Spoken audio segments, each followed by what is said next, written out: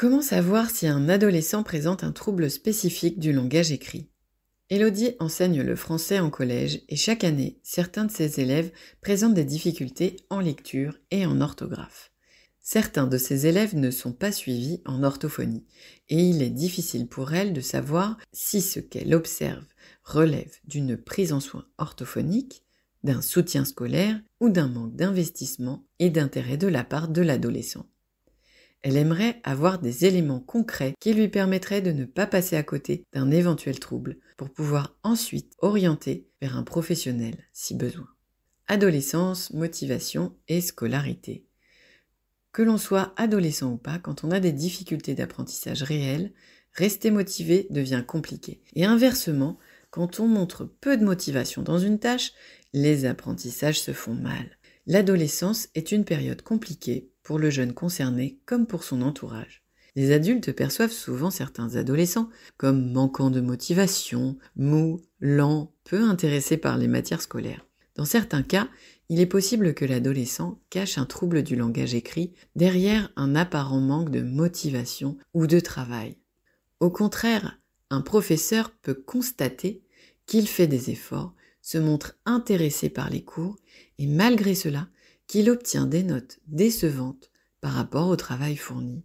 Pour un enseignant, comprendre le fonctionnement d'un élève adolescent et savoir comment lui venir en aide est difficile, d'autant plus qu'il ne le voit que quelques heures par semaine et dans une classe souvent chargée. Il est possible que cet élève présente un trouble spécifique du langage écrit, anciennement appelé dyslexie dysorthographie, qui n'ait jamais été diagnostiqué jusqu'à maintenant. En effet, il a sans doute mis en place des moyens de compensation qui peuvent faire illusion. De ce fait, comment dépister un trouble? Comment aider au mieux l'adolescent? Quand l'adresser chez un orthophoniste? Repérer les adolescents présentant un trouble des apprentissages. La détection du trouble spécifique du langage écrit au collège peut être délicate, car certains élèves ont développé des stratégies pour compenser leurs difficultés, et les signes peuvent être plus subtils qu'à l'école primaire.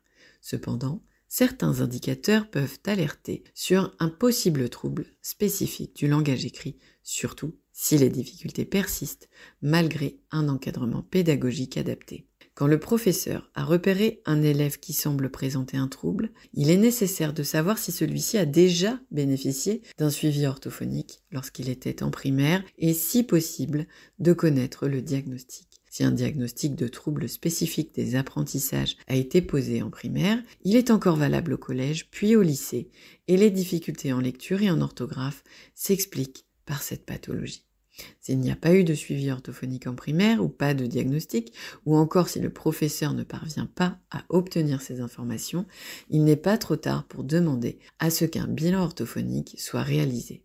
Les signes d'un possible trouble du langage écrit. L'enseignant doit penser à un trouble spécifique du langage écrit s'il repère plusieurs de ces signes chez un élève. Une lenteur généralisée. Le collégien termine ses interrogations toujours après les autres ou n'a pas le temps de les finir. Les leçons ne sont pas copiées entièrement, la prise de notes est laborieuse. Des difficultés de compréhension.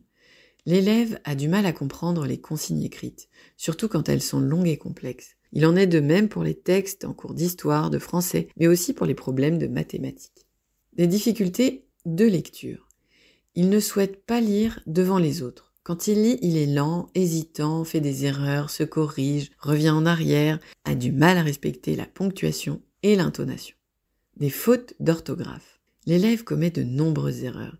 Il oublie régulièrement les accords, dans les groupes nominaux, se trompe dans les conjugaisons, mais aussi il peut oublier d'écrire un mot ou en écrire un autre à la place, un mot proche visuellement ou sémantiquement, omettre une lettre, voire une syllabe, inverser ou confondre des lettres.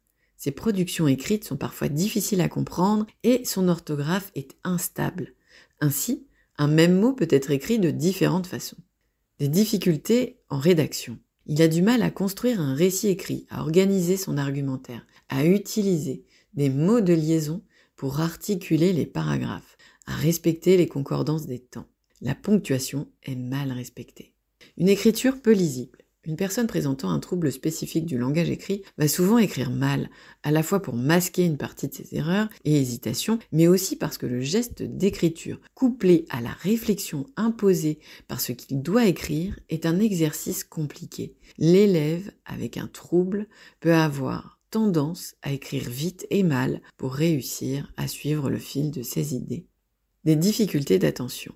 Il est qualifié de rêveur dans la lune, il décroche régulièrement de la leçon car son cerveau est en surcharge cognitive. Il reçoit trop d'informations en peu de temps et ne parvient plus à les gérer. Au contraire, et pour la même raison, il peut se mettre à s'agiter et perturber la classe. Un temps de travail trop important. Les devoirs lui prennent beaucoup plus de temps que ses pairs alors qu'il y met la même volonté. Il doit fournir beaucoup plus d'efforts que les autres pour obtenir des notes qui peuvent être excellentes, mais au prix d'un travail intense. À l'inverse, il peut fournir énormément de travail et obtenir des résultats décevants, ne correspondant pas au travail passé sur la leçon. De meilleurs résultats à l'oral qu'à l'écrit. Si l'élève présente un trouble du langage écrit, il n'en a pas en revanche à l'oral. La compréhension et l'expression orale sont normales. Et s'il a appris et compris ses leçons, des évaluations à l'oral donneront de meilleurs résultats qu'à l'écrit. Un apprentissage malaisé des langues étrangères.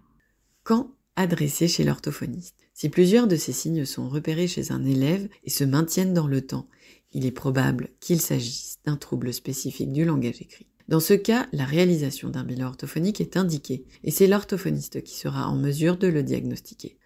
Ce bilan pourra être suivi d'une prise en soin, mais aussi permettre la mise en place d'aménagements pédagogiques au collège afin de prendre le plus possible en considération le trouble. Un trouble spécifique du langage écrit peut n'être repéré qu'au collège, un enfant pouvant avoir compensé ses difficultés pendant l'école primaire. Mais il existe des signes d'alerte qu'un professeur peut repérer et qui peuvent lui évoquer la présence d'un trouble, différent d'un manque de motivation ou de travail. Si les difficultés d'orthographe et de lecture sont présentes depuis plusieurs années, il peut s'agir d'une dyslexie et ou d'une dysorthographie. Le bilan orthophonique est alors indiqué, d'autant plus si l'adolescent concerné n'en a jamais réalisé et qu'il souffre de la situation. Il n'est jamais trop tard pour bénéficier d'un bilan orthophonique. Celui-ci permettra la pose éventuelle d'un diagnostic de trouble spécifique du langage écrit par l'orthophoniste. Ensuite, une prise en soin orthophonique pourra être mise en place, ainsi que des aménagements pédagogiques qui aideront l'adolescent